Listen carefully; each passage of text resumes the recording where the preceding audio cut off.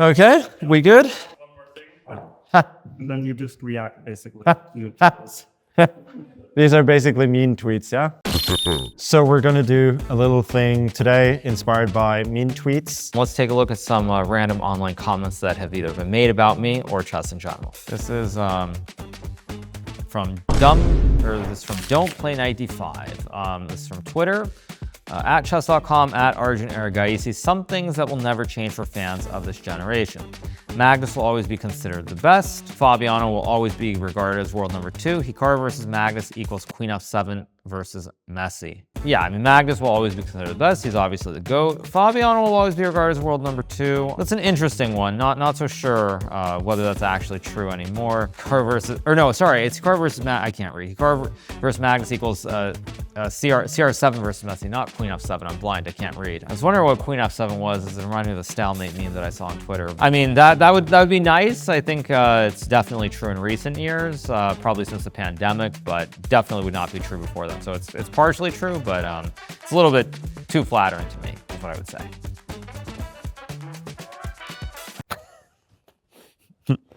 Values I share thanks to my parents, teachers, and friends. Don't let me sign the same papers as Freestyle people, as I will lose trust in my team and self-respect. I really have no idea why this tweet was made. Also, like someone's account got hacked. It's just bizarre. There's no other way of saying it. That's quite heartwarming. Very, very wholesome. Thank you. Ooh, this is a big one. This is a whole paper. This is some, everybody's best friend, Emil. Okay. One more thing. Magnus, Hikaru, proponents of freestyle chess conveniently forget to mention.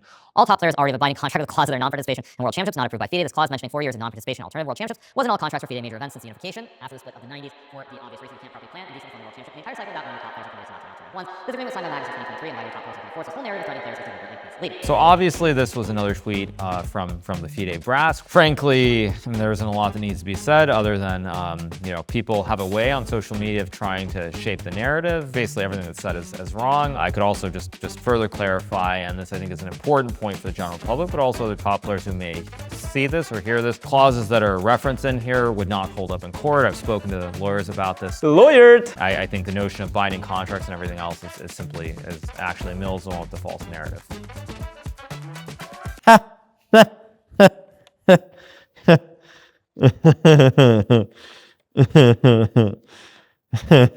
The day PHN shows his real face, not only he posts a private conversation, but also does not mention that it took place in 2018.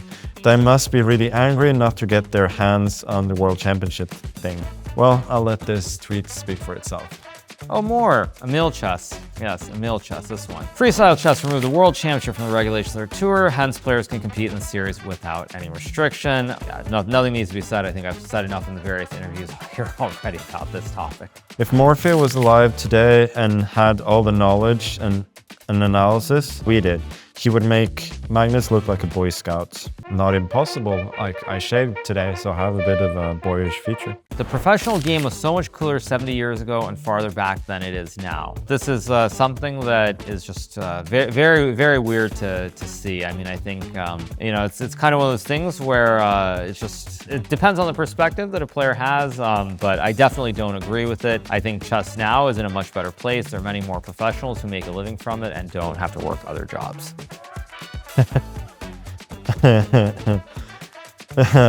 Okay, at Magnus Carlsen, Magnus is a genius in marketing, strumming up drama so he can advertise his app. Yes, go download Chess.com, take all of it on your devices. Chess is boring when you're a great player. At this point, you play a memory game, not a strategy one. This is actually an interesting quote. It's something that, it's funny because the person who said this does not understand this at all. They're not a top player. It's something that only probably the top 100 players in the world can truly understand. It's definitely true that when you're a great player, chess can become very boring in a memory game, but certainly some tournaments like the candidates where the winner-take-all situation are different, or the World Cup as well. So it's mostly true, but not completely true. Magnus Carlsen should auction off the G's for charity chess history. Well, we're gonna do that, so very good idea. That wasn't mean at all. My wife's theory, Carlsen works hard to maintain the best body among elite chess players. The bar is the bar is low, wow. And posts swimsuit photos to prove it. But dress slacks don't do justice to his superb butt.